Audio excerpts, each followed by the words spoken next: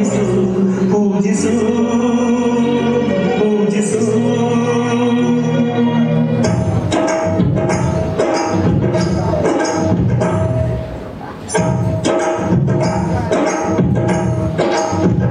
ಈ ಕನ್ನಡ ಮಣ್ಣನ್ನು ಮರಿಬೇಡ ಓ ಅಭಿಮಾನಿ ಓ ಅಭಿಮಾನಿ ಈ ಮಣ್ಣಿನ ಹೆಣ್ಣನ್ನು ಜರಿಬೇಡ ಓ ಅಭಿಮಾನಿ ಓ ಅಭಿಮಾನಿ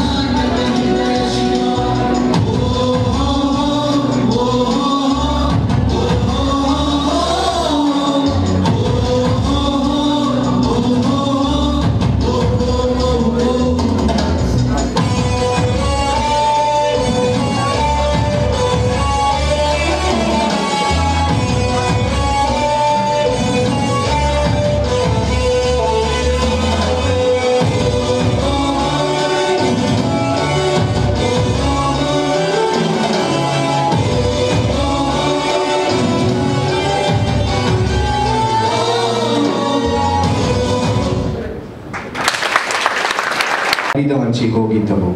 ಆ ನಂತರ 1956ರ ನವೆಂಬರ್ 1ರಂದು ಕೊಡಗು, ಮಡ್ರಾಸ್, ಬಾಂಬೆ ಹಾಗೂ ಹೈದರಾಬಾದ್ ಪ್ರಾಂತ್ಯದ ಕನ್ನಡ ಮಾತನಾಡುವ ಪ್ರದೇಶಗಳು ವಿಲೀನಗೊಂಡು ಮೈಸೂರು ರಾಜ್ಯವು ಉದಯವಾಗಿತ್ತು.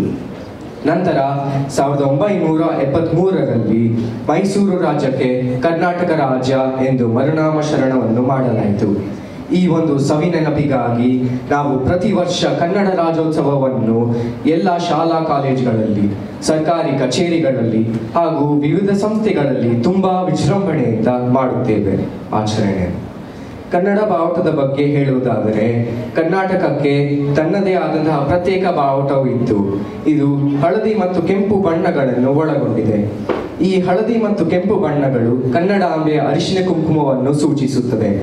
ಜೊತೆಗೆ ಹಳದಿ ಶಾಂತಿ ಸೌಹಾರ್ದತೆಯನ್ನು ಸೂಚಿಸಿದರೆ, ಕೆಂಪು ಕ್ರಾಂತಿಯ ಸಂದೇಶವನ್ನು ನೀಡುತ್ತದೆ. ಅಂದರೆ ಕನ್ನಡಿಗರು ಶಾಂತಿಗೆ ಬದ್ಧ, ಯುದ್ಧಕ್ಕೂ ಸಿದ್ಧ ಎಂಬ ಸಂದೇಶವನ್ನು ನೀಡುತ್ತದೆ. ಕನ್ನಡ ಕೇವಲ ಒಂದು ಭಾಷೆ ಅಲ್ಲ, ಅದು ನಮ್ಮ ಜೀವಂತಿಕೆ ಉಸಿರು, ನಾಡು, ನುಡಿ, ಜನಾಂಗ ಮತ್ತು ಸಂಸ್ಕೃತಿಯ ಪ್ರತಿಬಿಂಬ. ಹಾಗಾಗಿ ಭಾಷೆ ಉಳಿವೆ, ಭಾವನೆಗಳು ಉಳಿವೆಗೆ ಅಡಿಪಾಯ. ಸಿರಿಗನ್ನಡಂ ಗೆಲ್ಗೆ, ಸಿರಿಗನ್ನಡಂ ಬಾಳ್ಗೆ. ಜೈ ಕರ್ನಾಟಕ ಮಾತೆ. ಧನ್ಯವಾದಗಳು. ಧನ್ಯವಾದಗಳು. ಕನ್ನಡ ಉಳಿಸಿ, ಕನ್ನಡ ಬೆಳೆಸಿ, ಕನ್ನಡ ಉಳಿಸಿ, ಕನ್ನಡ ಬೆಳೆಸಿ, ಕನ್ನಡ ಉಳಿಸಿ, ಕನ್ನಡ ಬೆಳೆಸಿ, ಕನ್ನಡ ಉಳಿಸಿ, ಕನ್ನಡ ಬೆಳೆಸಿ. ನಿಂತುಕೊಳ್ಳಿ, ನಿಂತುಕೊಳ್ಳಿ. ಕನ್ನಡ ಉಳಿಸಲು ದೇಣಿಗೆ ಕೊಡಿ. ಕನ್ನಡ ಏನು ಕನ್ನಡ ಗೊತ್ತಿಲ್ವಾ? ಕನ್ನಡ ನಾಡಿನಲ್ಲಿ ಹುಟ್ಟಿ ಕಾವೇರಿ ನೀರನ್ನು ಕುಡಿದು ಇವರಿಗೆ ಕನ್ನಡ ಬರುತ್ತೆ. What? You live in Karnataka but you don't know Kannada? By the way, it's not Kannada, it's Kannada. Oh, it's Kannada. Oh, thank you.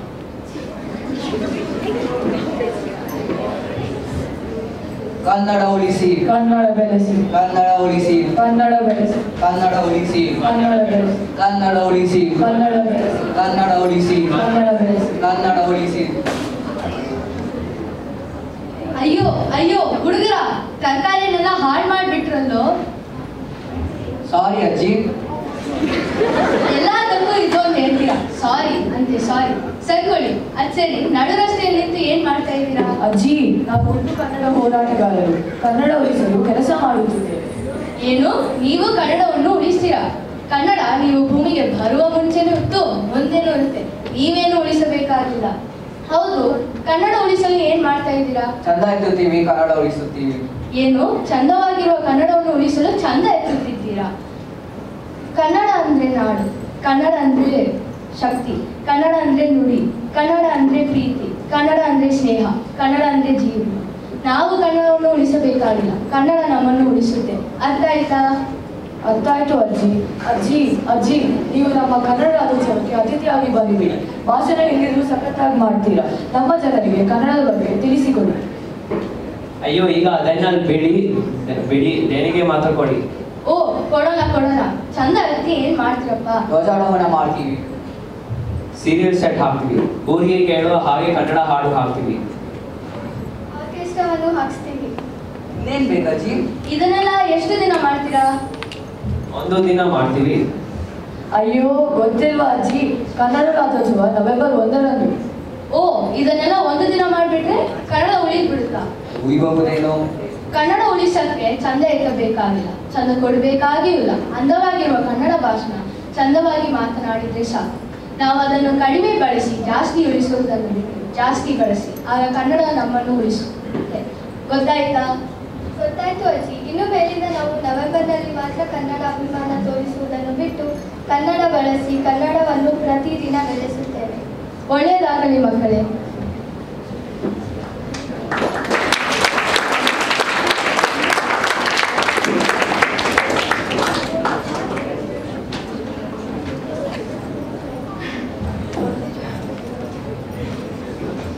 ಕನ್ನಡವೇ ಸತ್ಯ, ಕನ್ನಡವೇ ನಿತ್ಯ. ಸಿರಿಗನ್ನಡ ಕೇಳಿಗೆ, ಸಿರಿಗನ್ನಡ ಬಾಳ್ಗೆ. ಕನ್ನಡ ಉಳಿಸಿ, ಕನ್ನಡ ಬೆಳೆಸಿ. ಜಯ ಕನ್ನಡಾಂಬೆ. ಜೈ ಕನ್ನಡಾಂಬೆ.